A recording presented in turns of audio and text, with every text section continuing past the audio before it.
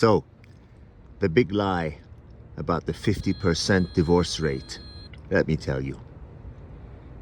The actual divorce rate is 91% plus. What do I mean by actual? As agreed by a lawyer, a divorce lawyer who's been in practice for 44 years. He said, I laugh when I hear the divorce rate is 50%. Because, and listen good, if you take into consideration the secondary reasons that people remain in marriages, I should really correct myself by saying dead marriages. If they take into account the true reasons that people stay in dead marriages, for the sake of children, for the sake of not turning things upside down, for the fact that the pain of turning things upside down is just slightly lower than staying and suffering.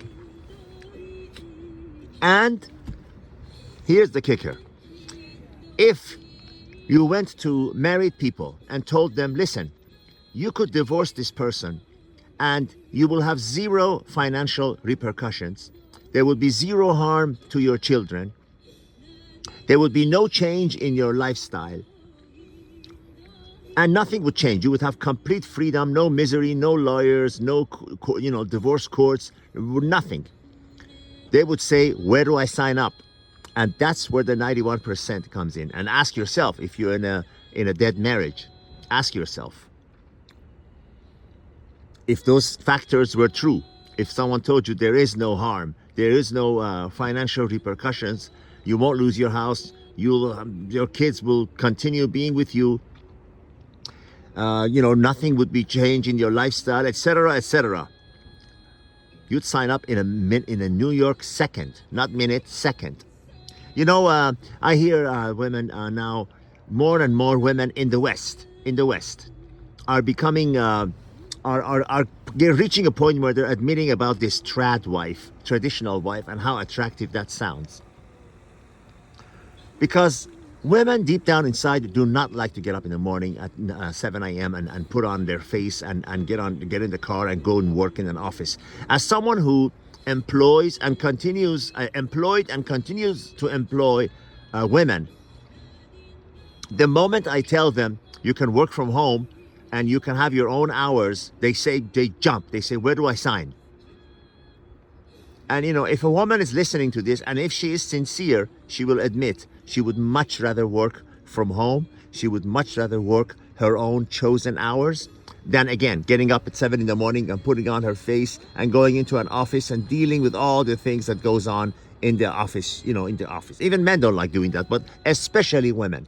Because, again, at the risk of sounding like a cliche, from the cave days, women felt more secure and safe in home. Those days, in the cave. This doesn't mean they should not have the right to go out and do whatever they want. Of course they do. There's always that section, that portion, that for their own, reasons, they want to go right ahead. But majority of women would like to be taken care of. When you're going out, majority of women, by majority I mean 98%, they don't like to drive. They want to sit in the passenger seat and relax, and they want the man to drive. Majority of the women, and I'm saying 99%, don't want to make big decisions. They don't want to make the plans. They want a man who already has plans. I'm going to pick you up at 8 o'clock and we're going to go to such and such restaurant. That's what they like. They don't like, oh, I don't know, what do you want for dinner? If they're sincere, they would admit that to you. But back to the main point of this video, never fall for that 51%, 50% divorce rate. It's well above 90%. Ask people that are married, hey, how's your marriage? How are things going? They just shake their head. They're trapped. They're trapped because those conditions that I mentioned to you are not there. They would lose their kids. They would lose their home. They would lose their lifestyle. Men just, most of the divorces, 75, 78% of divorces are filed by women because men don't like to rock the boat.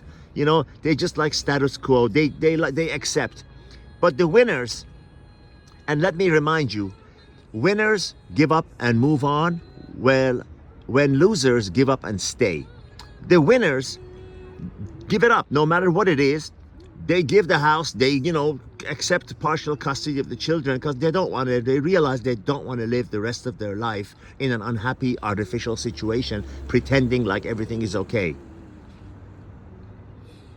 I hope you had your seatbelt on for this one. Because truth is hard to swallow, but once you do face the truth, you are liberated. Truth makes you free. You're stronger. You have the strength needed to face reality and say, hey, I don't want to do this anymore. All the best.